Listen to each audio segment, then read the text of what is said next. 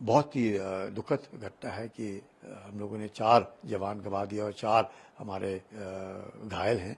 और इस तरह का जो घात लगा करके हादसा हुआ है, जो जैश ए मोहम्मद का एक जो आउटफुट है कश्मीर टाइगर, उन्होंने इसकी जिम्मेवारी ली है और कहा है कि हमने इस तरह के वारदात की है।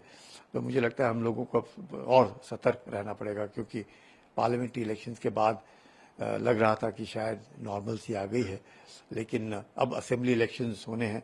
तो पाकिस्तान जो है वो इस तरह की हरकतें कर रहा है और आतंकवादियों को भेज रहा है। और हमारे बीच भी ऐसे लोग हैं जो स्लीपर सेल्स हैं, मैं कहूँगा ओवरग्राउंड वर्कर्स हैं, जो इन ऐसे आतंकियों को पनाह दे रहे हैं।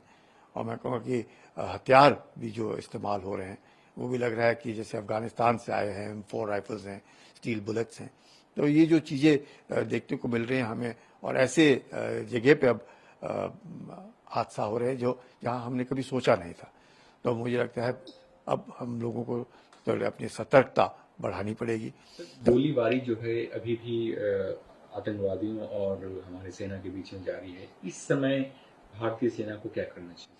देखिए, रीइंफोर्समेंट तो भेजा है, कंप्लीट एरिया को कोऑर्डिनेट सर्च किया है, और यकीनन उस इलाके में जितने भी लोग हैं, मुझे लगता है उस इलाके में शायद पॉपुलेशन थोड़ी कम होगी। तो ऐसे इलाके में वो जंगलात और रात का वक्त है, तो जंगल में जाकर के, और कई एक ऐसे जगह होती है जहाँ पे छुप सकते हैं ऑफकोर्स।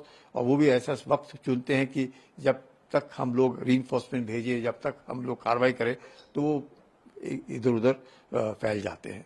तो बाकी इसमें कोई शक नहीं, मारे जाएंगे, ऐसे नहीं कि नहीं मारे जाएंगे, लेकिन हादसा तो हुआ और दुख भी होता है कि हमारे 4 जवानों ने अपनी जान गंवा दी और 4 घायल भी हो गए।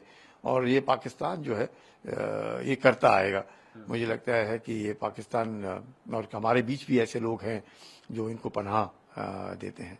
तो ये पनाह जो देते हैं, जैसे कुलगाम इंसिडेंट के बाद पता चला कि किस तरीके से जैसे घर के अंदर उन्होंने बंकर बना रखा था, किस तरीके से एक अलमारी के द्वारा पीछे छुपाव के में काफ़ी कुछ ये जो आतंकी हैं उनको पनाह दे रखी थी।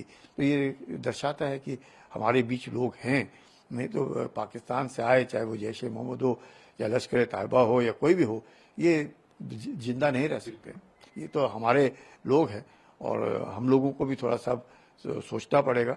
चाहे कुछ भी हो, इसमें कोई शक नहीं कि 70% से ज़्यादा इस तरह की घटनाएं कम हुई हैं। लेकिन जिस तरीके से इंजीनियर रशीद जीत करके आते हैं लाखों वोटों से, और वो तिहाड़ जेल में बंद है सेपरेटिस्ट होने के नाते, तो ये दर्शाता है कि अभी भी लोग हैं जिनमें इस तरह की भावना है। और यही भावना जो पलकती है जिसके कारण इस तरह से हादसे होते हैं। तो हम लोगों को सतर्क रहना पड़ेगा। यकीनन कोई भी, मतलब चाहे हादसा, ये कहना कि नॉर्थ ऑफ पीर पंजाल पहले होते थे अब नहीं होते, या साउथ ऑफ पीर पंजाल में ज़्यादा, ऐसे कुछ नहीं, कहीं पर भी हो सकते हैं। और सतर्कता बरतनी पड़ेगी। ह्यूमन इंटेलिजेंस हम लोगों को अपना और थोड़ा मजबूत बनाना पड़ेगा।